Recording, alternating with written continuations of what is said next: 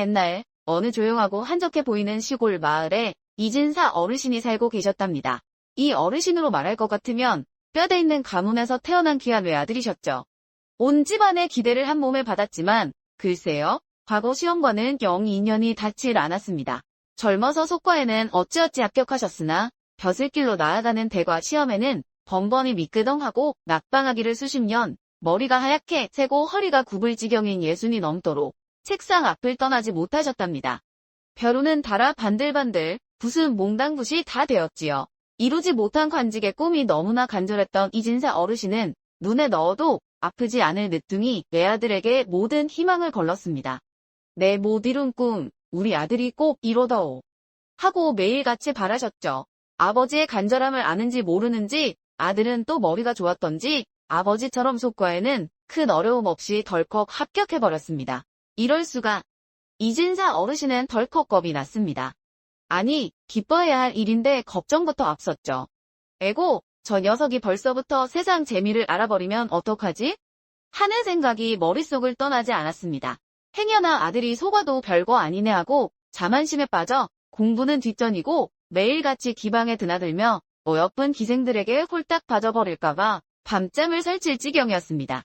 아이고 머리야. 이 녀석 벌써부터 한눈 팔면 큰일이다. 어서 고을에서 제일 예쁘고 참한 색시를 구해다 짝을 지어줘야겠다.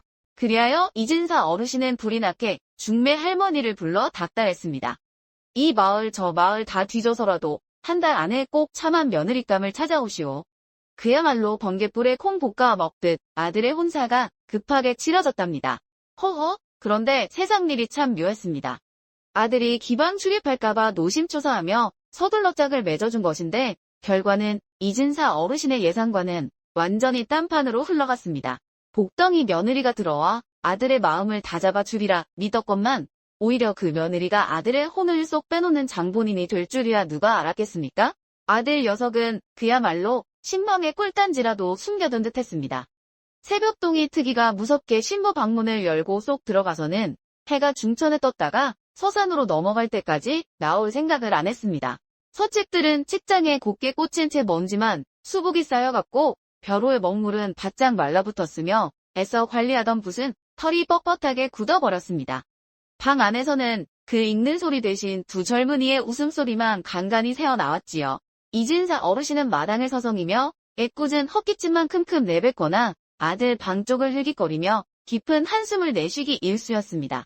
저 녀석이 공부는 언제 하려나 하고 속으로만 100번 1000번 되뇌었지만 차마 신혼 재미에 푹 빠진 아들에게 싫은 소리는 못하고 속만 태웠습니다. 하루 이틀, 한 달, 두 달.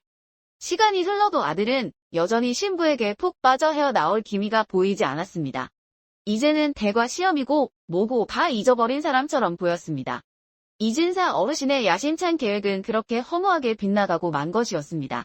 며느리에게서 눈을 떼지 못하고 책은 거들떠보지도 않는 아들의 모습을 매일같이 지켜보던 이진사 어르신은 마침내 중대한 결론을 내렸습니다. 아무래도 이대로는 안 되겠다 싶었습니다. 귀한 아들을 장가보내 안정시키려 했더니 오히려 공부와는 더 멀어지게 만들었으니 이건 정말이지 큰 실수였습니다. 에라 모르겠다. 이 녀석을 마누라 곁에 두어서는 평생 공부는 글렀다. 당장 떼어놓는 수밖에 없겠구나. 그래, 결심했습니다. 아들을 오로지 공부에만 전념하게 만들 특단의 조치가 필요했습니다. 이진사 어르신은 아들을 당대 최고의 학문을 배울 수 있다는 한양의 유명한 서원으로 유학 보내기로 마음먹었습니다. 한양이라면 집과도 멀리 떨어져 있고 학구열 높은 합동들 틈에서 정신을 차리고 다시금 학문에 정진할 수 있으리라 기대했던 것입니다. 물론 새신랑 아들이 순순히 딸을 지는 미지수였지만 말입니다. 아들이 한양으로 떠나고 한 달쯤 지났을까 마침내 기다리던 아들의 서신이 도착했습니다. 큼지막한 한지 봉투를 받아든 이진사 어르신의 얼굴에는 기대와 불안이 교차했습니다. 이 녀석 공부는 제대로 하고 있는 게야? 조심스레 봉투를 열고 빼곡하게 적힌 아들의 글씨를 읽어내려가는 이진사의 눈썹이 서서히 펴지기 시작했습니다. 편지 내용은 그야말로 감동 그 자체였습니다. 아들은 절절한 문장으로 아버지의 깊은 뜻을 헤아려 이제야 정신을 차렸다며 밤낮을 가리지 않고 오로지 학문에만 정진하고 있노라고 적었습니다. 유명 서원의 훌륭한 스승님 아래 가르침을 받으니 하루하루 깨달음이 새롭고 동료 학동들과 학문을 논하며 경쟁하니 지루할 틈도 없다고 했습니다. 심지어 잠자는 시간까지 아껴가며 책을 보고 있다는 대목에서는 이진사의 입가에 흐뭇한 미소가 걸렸습니다. 허허, 그래, 내 아들이 그럴 줄 알았지. 역시 환경이 중요한 것이야. 진작 이렇게 떼어놓았어야 하는 건데. 아무렴 내 아들이 누군데. 이제야 마음이 놓이는구나. 이대로만 꾸준히 정진한다면 대과급제도 문제없겠어. 이진사는 몇 번이고 편지를 다시 읽으며 기쁨을 감추지 못했습니다. 아들에 대한 걱정으로 타들어가던 속이 시원하게 풀리는 기분이었습니다. 그는 당장이라도 동네방네 자랑하고 싶어 입이 근질거렸습니다. 오랜 세월 자신을 짓눌렀던 과거 낙방의 서름과 아들이라도 성공시키고자 했던 간절한 염원이 드디어 빛을 보는 듯했습니다. 그는 편지를 소중히 접어 품 안에 넣고는 오랜만에 발걸음도 가볍게 사랑채를 거닐었습니다. 이제 곧 좋은 소식이 들려오겠지. 희망에 부푼 이진사의 얼굴은 그 어느 때보다 밝아 보였습니다. 바로 그날 오후였습니다. 이진사가 모처럼 만의 여유를 즐기며 차를 마시고 있을 때 며느리의 시중을 드는 어린 하녀 하나가 조심스럽게 다가왔습니다. 복예라고 불리는 그 아이는 평소 말수가 적고 수줍음이 많았는데 어딘가 몹시 불안한 표정으로 이진사의 눈치만 살피고 있었습니다. 복례야, 무슨 일이 있느냐? 왜 그리 안절부절 못하는 것이야? 할 말이 있으면 어서 해보거라. 이진사의 부드러운 말투에도 복례는 한참을 머뭇거리며 입술만 달싹였습니다. 그러다 마침내 큰 결심을 한 듯 떨리는 목소리로 어렵게 입을 열었습니다. 아이의 얼굴은 하얗게 질려 있었습니다. 저, 대감마님, 드릴 말씀이, 그게, 저기. 괜찮으니 어서 말해보라. 무엇이 그리 어렵더냐? 홍 며느리에게 무슨 일이라도 생긴 것이냐? 아니옵니다. 마님께서는 아무 일 없으십니다. 그게 아니오라. 밤에 복례는 차마 말을 잇지 못하고 고개를 푹 숙였습니다. 이진사의 미간이 살짝 찌푸려졌습니다. 밤에 무엇? 답답하구나. 어서 속 시원히 말하지 못할까? 대감마님, 송구하오나.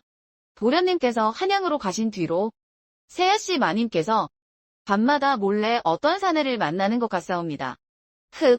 어찌하면 좋습니까? 제가 잘못 본 것이면 좋겠습니다만 복례의 말이 끝나자마자 이진사의 얼굴이 싸늘하게 굳어졌습니다. 방금 전까지 아들의 편지를 읽으며 느꼈던 행복감은 순식간에 사라지고 불쾌한 기색이 역력했습니다. 그는 믿을 수 없다는 듯 복례를 쏘아보았습니다.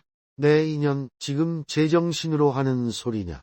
감히 어디다 대고 그런 망측한 말을 입에 담아. 대감마님 소인이 어찌 감히?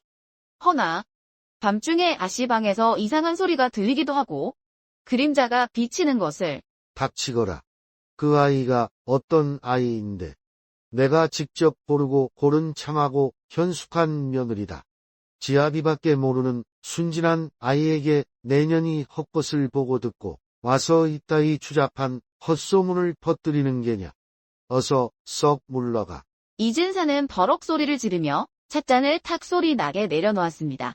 그의 눈에는 분노가 가득했습니다. 자신의 안목을 의심받는 것 같아 불쾌했고 애써 쌓아 올린 평온이 깨지는 것이 싫었습니다. 어쩌면 아들 문제에 이어 며느리 문제까지 터질지도 모른다는 불안감을 애써 외면하고 싶은 마음이었을지도 모릅니다. 다시는 내 앞에서 그런 허튼 소리를 입에 담지 말거라. 만약 또 그런 말도 안 되는 소리로 내 귀를 더럽힌다면 내년에 종아리를 부러뜨릴 것이야. 알겠느냐? 예, 대감마님. 소인이 죽을 죄를 지었습니다. 용서하여 주시옵소서. 복례는 잔뜩 겁을 질려 엎드린 채 벌벌 떨며 용서를 빌었습니다. 이진사는 싸늘한 눈초리로 복례를 노려보다가 손짓으로 물러가게 했습니다. 복례가 훌쩍이며 뒷걸음질 쳐 사라지자 이진사는 깊은 한숨을 내쉬며 이마를 짚었습니다. 망할 것. 별 미친년을 다 보겠네. 어디서 굴러먹던 계집이 감히. 우리 며느리가 그럴 리가 없지. 절대 그럴 리가 없어. 그렇고 말고. 내가 괜한 걱정을. 하지만 이진사의 마음 한구석에는 꺼림칙한 기분이 가시지 않았습니다. 애써 태어난 척했지만 복례의 겁에 질린 얼굴과 떨리는 목소리가 자꾸만 마음에 걸렸습니다. 설마, 아니겠지. 그는 고개를 세차게 저으며 불길한 생각을 떨쳐내려 했었습니다. 그로부터 며칠이 흘렀습니다. 이진사는 애써 아무렇지 않은 척했지만 밤이 되면 자신도 모르게 며느리의 거처 쪽으로 귀를 기울이게 되었습니다. 하지만 들려오는 것은 깊은 밤의 정적뿐이었습니다. 그는 스스로를 안심시키며 복례의 말이 정말 헛것이었거나 아니면 자신에게 앙심을 품은 누군가의 사주를 받은 것이라 여기려 했습니다. 아들의 편지가 가져다준 기쁨을 다시 되새기며 불안감을 억눌렀습니다. 그러던 어느 늦은 밤, 이진사가 막 잠자리에 들려던 참이었습니다. 밖에서 다급하게 문을 두드리는 소리가 들려왔습니다. 이 시간에 누구인가 싶어 의아해하며 문을 열자 그곳에는 숨을 헐떡이며 창백하게 질린 복례가 서 있었습니다. 이번에는 지난번과는 비교도 안 될 정도로 공포에 질린 모습이었습니다. 대감마님, 큰일 났습니다. 큰일 났어요. 아니, 이 야심한 시각에 또 무슨 소란이냐? 또 무슨 헛소리를 하려고 온 것이냐? 아니옵니다. 이번에는 제 두 눈으로 똑똑히 보았습니다. 맹세코 보았습니다. 대감마님. 무엇을 보았단 말이냐? 침착하게 똑바로 말하지 못할까? 방금 전이었습니다. 제가 뒷간에 가려고 나왔다가 담벼락 쪽에서 부스럭거리는 소리가 나서 숨어서 지켜보았는데 웬 사내 놈이 옆집 담을 넘어 아씨 마님방 쪽으로 살금살금 기어 들어가는 것을 똑똑히 보았습니다. 정말입니다. 대감마님, 이번에는 절대 헛것이 아니옵니다. 복례는 말을 마치고는 그 자리에 주저앉아 엉엉 울기 시작했습니다. 그 모습이 너무나 절박하고 진실해 보여서 이진사 역시 더 이상 외면할 수 없었습니다. 그의 머릿속이 하얗게 비는 듯했습니다. 지난번 복례를 꾸짖었던 자신의 모습이 떠오르며 등골이 서늘해졌습니다. 설마 진짜란 말인가? 믿고 싶지 않은 현실 앞에서 그의 가슴은 분노와 배신감으로 들끓기 시작했습니다. 자신의 선택이 또다시 끔찍한 결과를 낳았다는 생각에 피가 거꾸로 솟는 듯했습니다. 내 이놈들, 당장 나를 따르라. 이진사는 잠옷 바람인 것도 있고 고함을 질렀습니다. 그의 목소리는 분노로 심하게 떨리고 있었습니다. 마당에 있던 몇몇 하인들이 영문도 모른 채 달려왔습니다.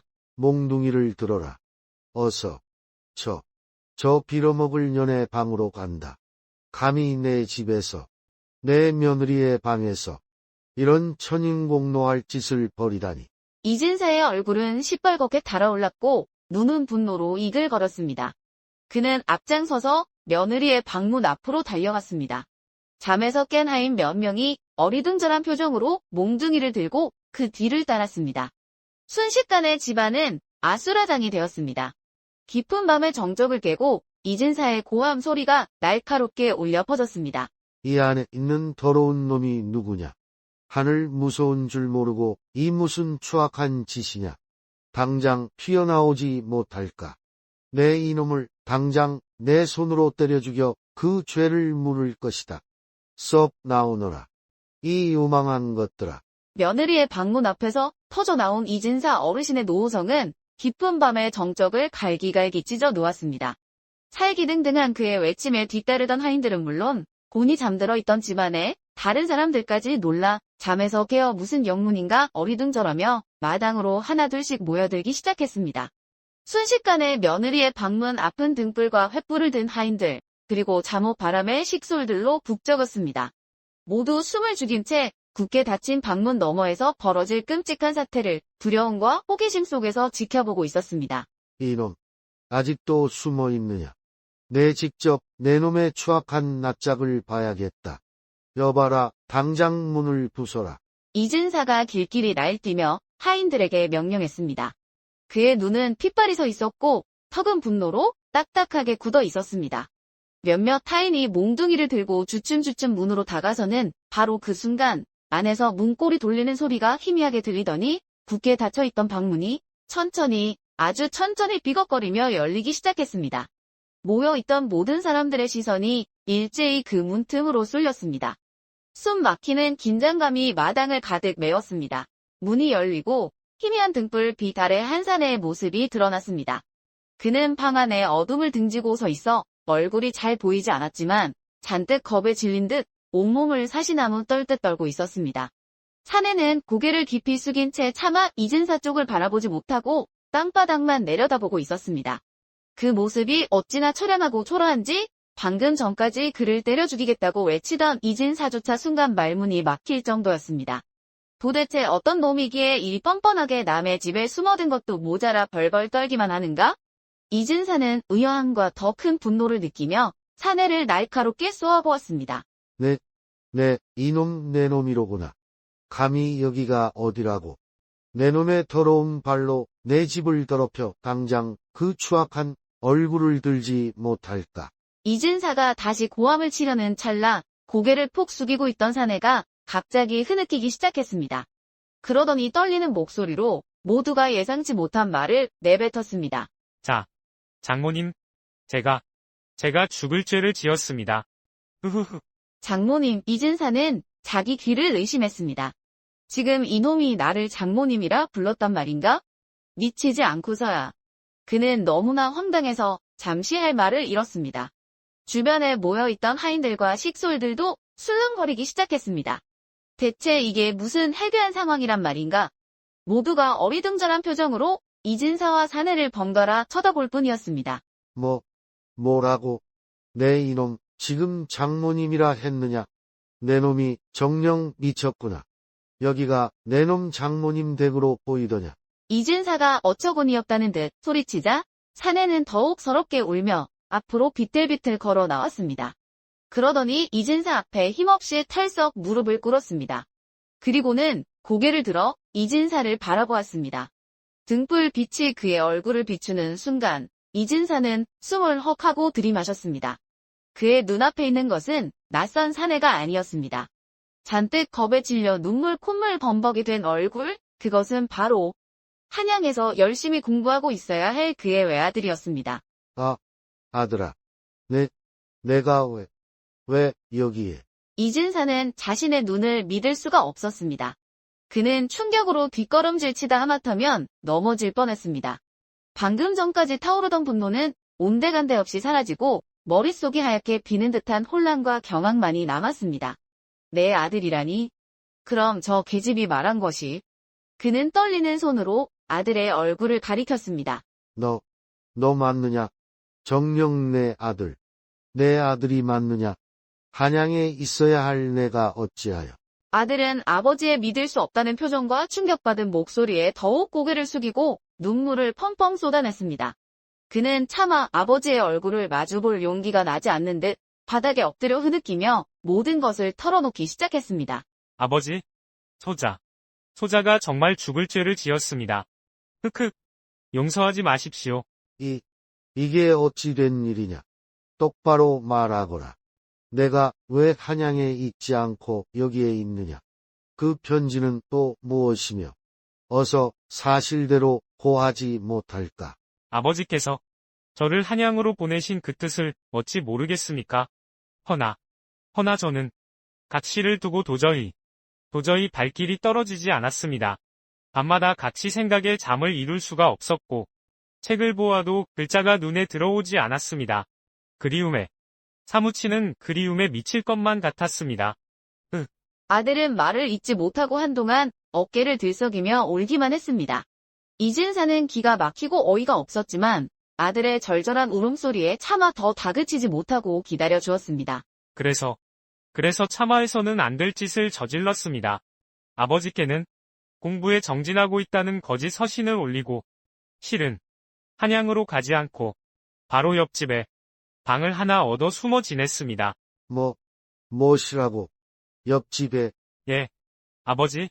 그리고 밤이 되면 해녀 누가 볼세라 담을 넘어 각시의 방으로 몰래 찾아왔던 것입니다. 매일 밤 그렇게 각시를 만나지 않고서는 견딜 수가 없었습니다. 아버지, 제가 정말 잘못했습니다. 아내를 너무 사랑한 죄밖에 없습니다. 부디 저를 벌하여 주십시오. 크크. 아들은 모든 것을 고백하고는 이마가 땅에 닿도록 엎드려 용서를 빌었습니다. 그의 등은 가늘게 떨리고 있었습니다.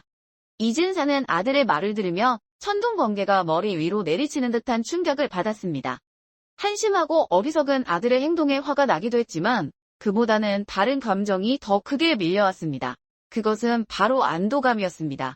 자신의 며느리가 부정한 짓을 저지른 것이 아니라는 사실, 그리고 자신이 하마터면 하나뿐인 아들을 자기 손으로 해칠 뻔했다는 끔찍한 생각에서 오는 안도감과 깊은 자책감이었습니다. 그는 털썩 주저앉을 뻔한 몸을 간신히 추슬렀습니다. 그리고 천천히 무릎 꿇고 있는 아들에게 다가가 떨리는 손으로 아들의 어깨를 감싸 안았습니다. 아들아, 내 아들아.